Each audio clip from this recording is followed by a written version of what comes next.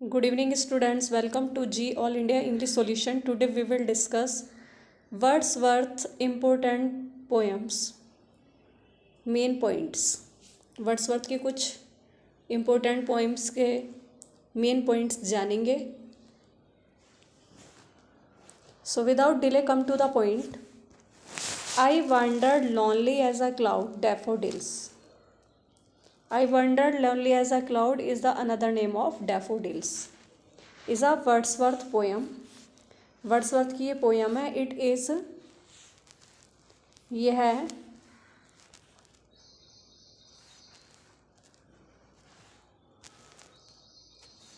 It is composed इन 1802. 1802 में ये लिखी गई है एंड पब्लिश्ड इन 1807. 1807 में ये पब्लिश हुई है. This is very important poem. बहुत ज़्यादा इम्पोर्टेंट पोयम है. इससे डिटेल में भी पढ़ेंगे. It follows Wordsworth theory of poetry. ये पोयम वर्ड्सवर्थ की थ्योरी ऑफ पोइट्री की थ्योरी को फॉलो करती है. It is based on actual observation and experience.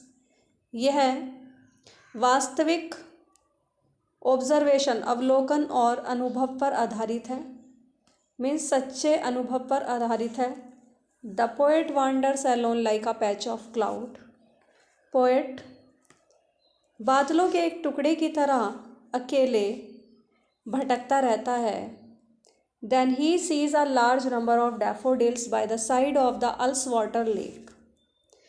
तब वह अल्सवाटर झील के पास में बहुत सारे, a large number means many, बहुत सारे डैफोडिल्स को देखता है. डैफोडिल्स है ना, येलो कलर के फ्लावर्स होते हैं. तो these flowers look like the stars that shine constantly in the sky in the form of milky way. ये फ्लावर्स सितारों की तरह चमक रहे थे, सितारों की तरह दिखाई दे रहे थे और लगातार मिल्की वे की फॉर्म में आकाश में लगातार चमक रहे थे. ये जो फ्लावर्स थे वो सितारों की तरह दिखाई दे रहे थे और लगातार, कॉन्स्टेंटली मीन्स होता है कंटिन्यूसली, लगातार वो मिल्की वे की फॉर्म में स्काई में चमक रहे थे. The waves of the lake dance side by side with the daffodils. झील की लहरें भी डैफोडिल्स के साथ डांस कर रही थी. He sees them continuously. वह डैफोडिल्स को कंटिन्यूसली देखता रहा, लगातार देखता रहा. And preserves the memory. और इन मेमोरियों को संरक्षित करता रहा. The site of daffodils is imprinted on his mind. Daffodils के दृश्य उसके दिमाग पर, उसके माइंड पर इम्प्रिंट हो गए, उस पर चिन्ह बन गए, एक अपनी छाप छोड़ गए. When he lies in vacant और इन पेंसिव मूड. जब भी वो खाली समय में या विचारशील मुद्रा में होता है तो he recalls the scene of daffodils in his mind. तो वह डैफोडिल्स के दृश्य को याद कर लेता है. When he recalls in memory he gets the same pleasure which he actually experience. जब भी वो उन्हें याद करता है, उन स्मृतियों को, तो वह बिल्कुल वही खुशी पाता है जो उसने वास्तविक रूप में अनुभव की थी. I gazed and gazed but little thought what wealth the show to me had brought. मैं उन्हें लगातार देखता रहा. एकटक देखना, गेज्ड मतलब घूरना या एकटक देखना. मैं लगातार उन्हें देखता रहा. गेज एकटक देखना.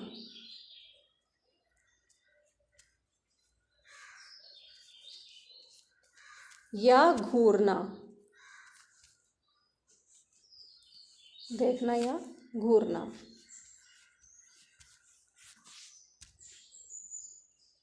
तो मैं उन्हें लगातार देखता रहा. But the little thought, but little thought what wealth the show to me had brought. लेकिन ये मेरे माइंड में बहुत ही कम विचार आया, बहुत ही थोड़ा बहुत विचार आया कि मुझे इस शो ने इस दृश्य ने मुझे किस तरीके का धन दे दिया है, मतलब मुझे कुछ अलग ही धन दे दिया था। धन मतलब वो खुशी दे दी थी। For oft when on my couch, couch मतलब होता है सोफ़ा। जब भी मैं अपने सोफ़े पे लाई करता हूँ, लेटा रहता हूँ, तो आई इन वैकेंट और इन पेंसिव मूड, खाली समय में। वैकेंट मीन्स खाली, and noun of vacant is vacancy. Vacant की जो नाउन बनेगा वो बनेगा वैकेंसी। तो जब भी मैं खाली समय में या फुर्सत के समय में बैठा रहता हूँ या पेंसिव मूड या विचारशील मुद्रा में होता हूँ, तो दे फ्लैश अपॉन दैट इनवर्ड आई, तो मेरी आंतरिक आँखों पर वो चमकते हैं, फ्लैश करते हैं। Which is the place of solitude, जो अकेलेपन में मुझे वो खुशी देते हैं। वो क्या है मेरे लिए? खुशी हैं, ब्लिस। ये स्पेलिंग आई हुई है ब्लिस की, इसे अच्छे से याद कर लेना, BLISS। ब्लिस मीन्स खुशी, और you can say happiness. And then my heart with pleasure fills and dances with the daffodils. और तब मेरा, जब भी मैं मतलब इन्हें ये फ्लैश करते हैं, उन्हें चीज़ों को मैं याद करता हूँ, मेमोरी को, तो and then my heart with pleasure fills, तो मेरा हृदय खुशी से भर जाता है और डैफोडिल्स के साथ डांस करने लगता है। नेक्स्ट पोयम है Peter Bell.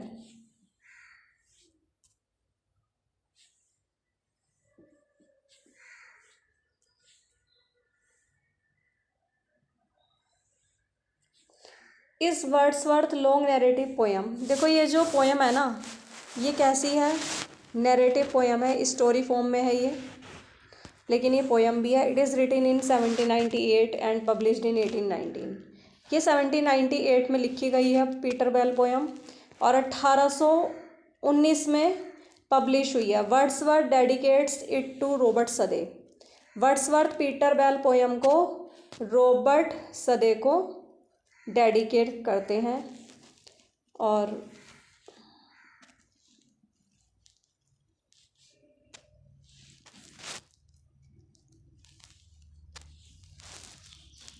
The poem begins with the description of Peter as sinner. Poem Peter को मतलब एक पापी के रूप में वर्णन करती है।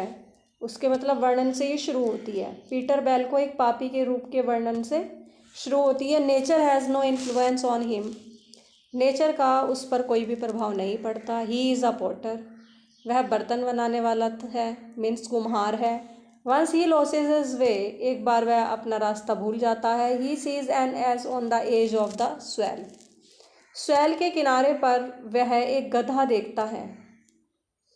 क्या देखता है?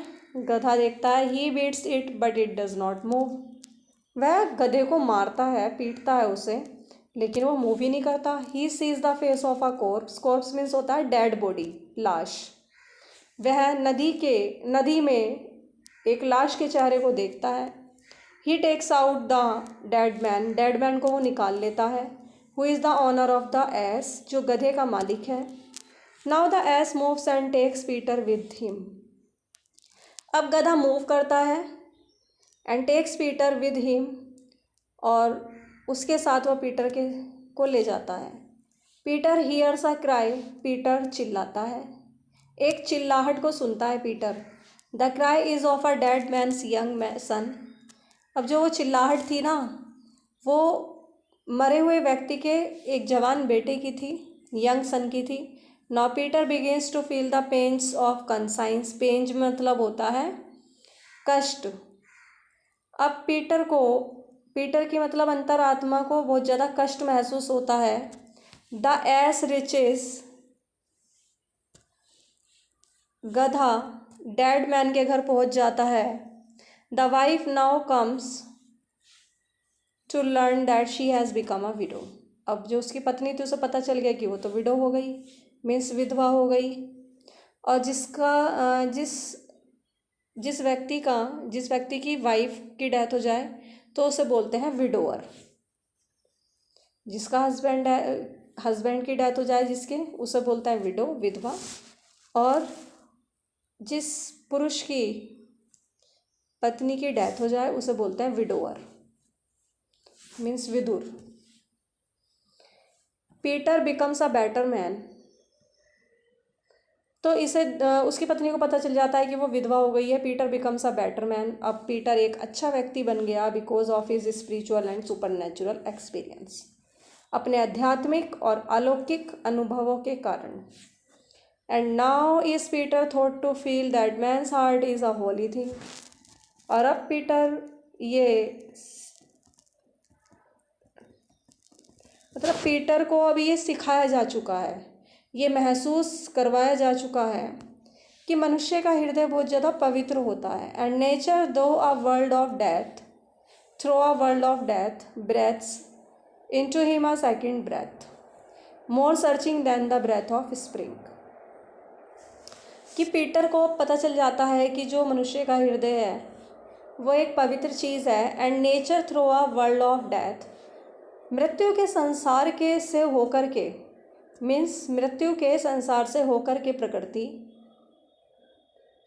मनुष्य को कहाँ ले आती है, एक सेकंड ब्रेथ उसके अंदर फूंकती है, मतलब एक दूसरी श्वास उसके अंदर फूंकती है। कहने का मीन्स है मृत्यु हो जाती है उसके बाद भी फिर इंसान का जन्म होता है। मोर सर्चिंग, जो कि बहुत ज़्यादा सर्च करने वाली है, then the breath of spring, spring के श्वास की अपेक्षा। इतनी तो अच्छी स्प्रिंग की ब्रेथ भी नहीं है जितनी कि वर्ल्ड ऑफ डेथ है। Shelley makes a parody of this poem. Parody means होता है नकल या कॉपी। शैली इस पोएम की नकल करता है, अनुकरण करता है। और ये पैरोडी कौन सी है जो शैली ने लिखी है? Peter Bell the third. Wordsworth ने लिखी पीटर बेल एंड शैली ने लिखी, पीबी शैली ने, पीटर बेल द थर्ड।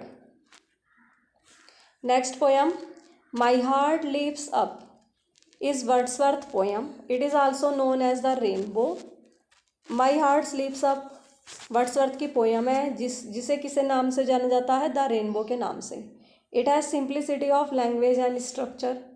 भाषा और संरचना में ये बिल्कुल साधारण है। The poet feels Joy when he sees a rainbow. Poet को बहुत ज़्यादा खुशी महसूस होती है जब भी वो इंद्रधनुष देखता है। He has felt such Joy since his childhood.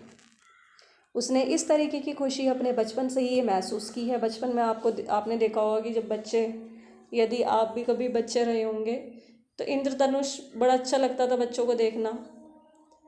तो आपने भी कभी देखा होगा। तो जब बारिश के बाद इंद्रधनुष निकलता है तो बच्चों को बड़ा अच्छा फील होता है। तो कह रहे हैं कि उसने ये जो खुशी है ये बचपन से ही महसूस की है। The joy leads him to realise that the child is the father of man. अब ये जॉय उसे लीड करता है, महसूस कराने के लिए उसका नेतृत्व करता है कि the child is the father of man, कि बच्चा ही मनुष्य का पिता है। It is written on the night of March 26, 1802 and published in 2 volumes in 1807। और यह पोयम 26 मार्च की रात को 1802 में लिखी गई थी और पब्लिश हुई थी 1807 में 2 वॉल्यूम्स में। The rainbow connects the poet to nature. Rainbow कवि को नेचर से कनेक्ट करता है। William Blake does not find the use of natural piety proper. अब William Blake natural piety, natural means होता है प्राकृतिक और पाइटी मीन्स होता है पवित्रता। तो विलियम ब्लैक प्राकृतिक पवित्रता के यूज़ को, जो मतलब प्राकृतिक पवित्रता है उसके यूज़ को उचित तरीके से नहीं पाता। तो विलियम ब्लैक को अच्छे से मतलब बहुत उचित तरीके से नेचुरल पाइटी इस पोएम में देखने को नहीं मिलती, प्राकृतिक पवित्रता देखने को नहीं मिलती। तो दिस लाइन देख लेते हैं। The child is the father of man and I could wish my days to be bound each to each by natural piety. कि बच्चा ही मनुष्य का पिता है and I could wish my days to be, और मेरी इच्छा है कि मैं इस नेचुरल पाइटी से, इस प्राकृतिक पवित्रता से, मीन्स यहाँ पे धर्मपरायणता, नेचुरल पाइटी मीन्स अगर सही देखा जाए तो धर्मपरायणता, जो धर्म पर चले, धर्म प्रायणता।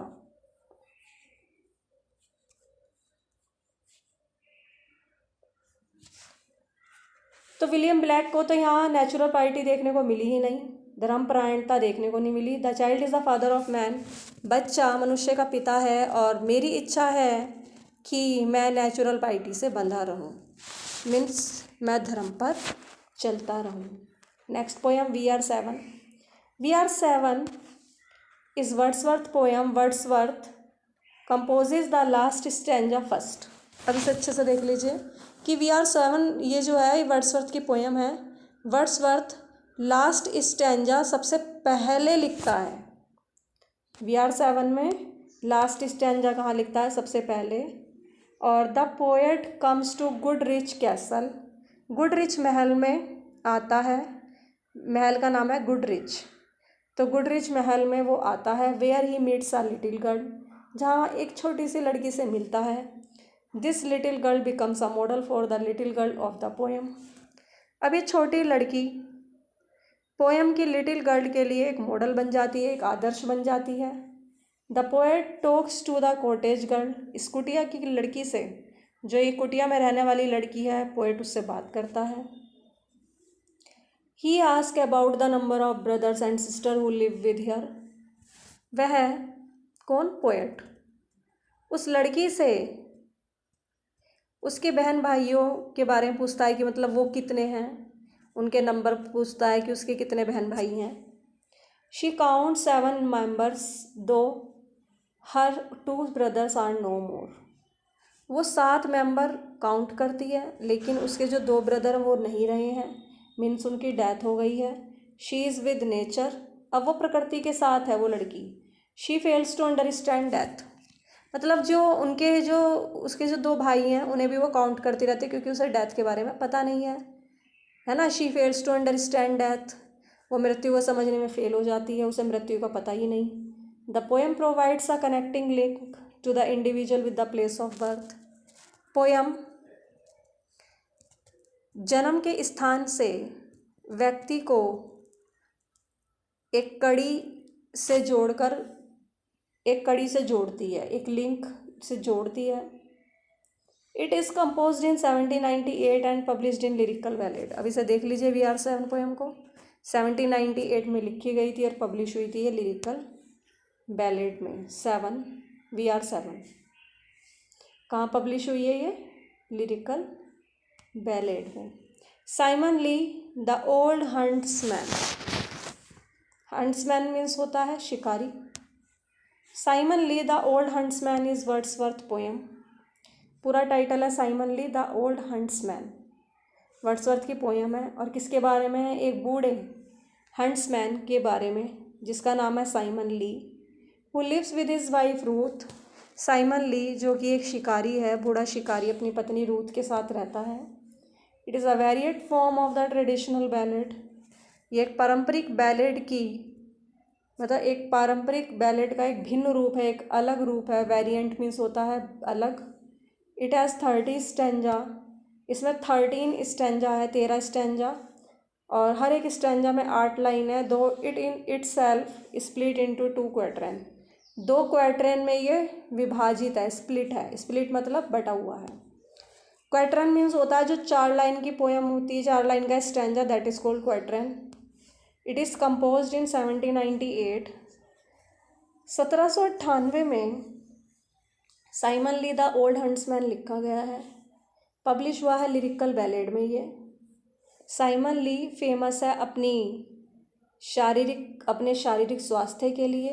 ही डेस्ट्रॉयज नेचर, अब वह क्या करता है कि नेचर को बर्बाद कर देता है। और ये बात बिल्कुल सच है कि that a man when he is young does not care for nature, ये बात तो बिल्कुल सच्ची है कि जब कोई व्यक्ति बच्चा होता है, यंग होता है, छोटा होता है, तो वो नेचर की परवाह नहीं करता और ना ही समाज की। It is only when he becomes old he realises his helplessness, यह सिर्फ केवल तभी होता है जब वो नेचर की या सोसाइटी की परवाह तब करता है जब वो व्यक्ति बूढ़ा हो जाता है, तब उसे स्वयं वो अपने आप को क्या समझता है? हेल्पलेसनेस, असहाय महसूस करता है। The tables stunt, very very important poem. The tables stunt is Wordsworth poem. ये लिखी गई है 1798 में। देखो तीनों पोएम 1798 में ही है, देख लीजिए। द डेवल स्टंट साइमन ली भी 1798 में ही थी, ठीक है। एंड नेक्स्ट VR7, ये भी आपकी किस में ही है,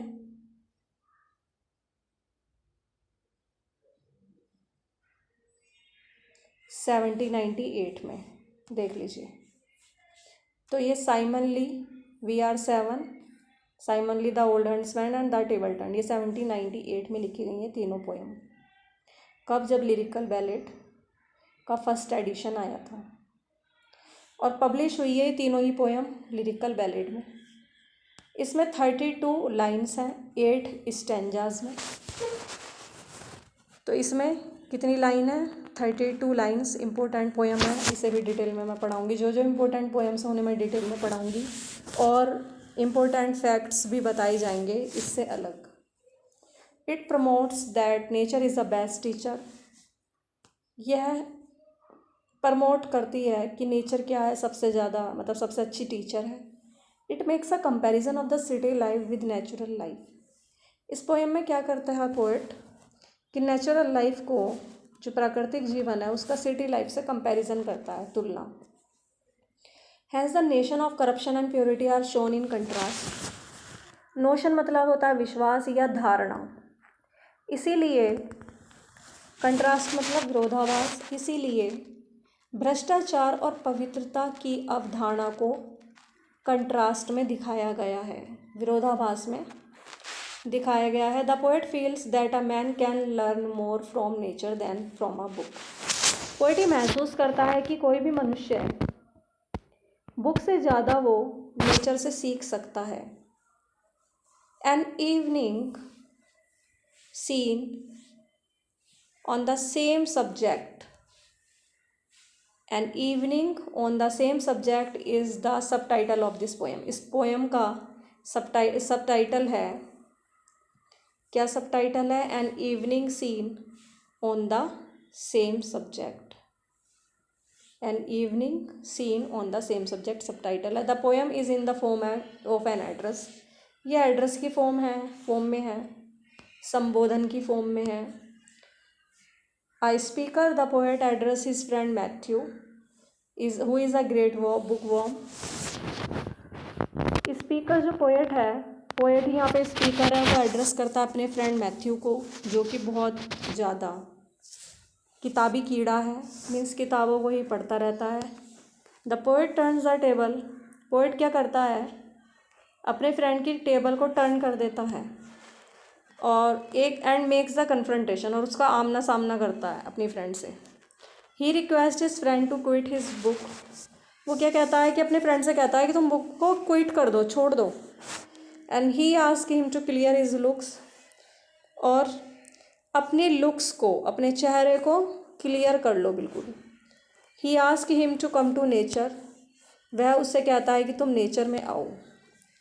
books tease are dull and endless strife, books को क्या बोलते हैं? देखो वर्ड्सवर्थ कि किताब क्या है? एक डल और अनंत, जिसका कोई अंत ही ना हो, ऐसा संघर्ष है वो, स्ट्राइफ है। Let nature be your teacher, nature को अपनी टीचर बनने दो। One impulse from a vernal wood, बसंत के दिनों में वनों से तुम्हें एक प्रेरणा मिलती है। May teach you more of man, जो मनुष्यों को बहुत अधिक सिखा देती है, मोरल नैतिक बुराइयों के बारे में, और गुड अच्छाइयों के बारे में। Then all the sage can, किसकी अपेक्षा? साधु संतों की अपेक्षा। जो एक साधु भी नहीं सिखा सकता, वो नेचर मनुष्य को अच्छे और बुरे का ज्ञान करा सकती है। Enough of science and of art, science और आर्ट तो बहुत हो गया। Close up those barren leaves, अब इन बैरन लीव्स को, इन बंजर पत्तियों को बंद कर दो। किताबों को कह रहा बैरन लीव्स। कम फोर्थ, आगे बढ़ो। And bring with you a heart that watches and receive, और मन से आओ, अपने हृदय को लेकर आओ, मीन्स अपने बिल्कुल मन से आओ, जो बिल्कुल जो प्रकृति को देखेगा भी और रिसीव भी करेगा। The poem that is paired with the tables turned is expostulation and reply, poem जोड़ी गई है ये द टेबल स्टंट पोएम जोड़ी गई है एक्सपोस्टुलेशन एंड रिप्लाई से। This is the last part of the Wordsworth important poems points. Wordsworth की important poems के जो मेन पॉइंट्स हैं, इसका ये लास्ट पार्ट था। लेकिन आगे जो पोएम्स पढ़ाई जाएंगी वो डिटेल में पढ़ाई जाएंगी, जो इम्पोर्टेंट पोएम्स होंगी, और डिटेल में पढ़ाने के बाद उनके साथ साथ इससे अलग भी मेन पॉइंट्स उसमें बताए जाएंगे। तो कंटिन्यू वीडियो देखते रहिए, रेगुलर ही मैं वीडियो डालूँगी। यदि किसी दिन टाइम नहीं मिला तो वो बात अलग है, वैसे मैं रेगुलर ही वीडियो डालती हूँ। And thanks for watching this video. Please like, subscribe and share and press the bell icon so that you may receive the all notification.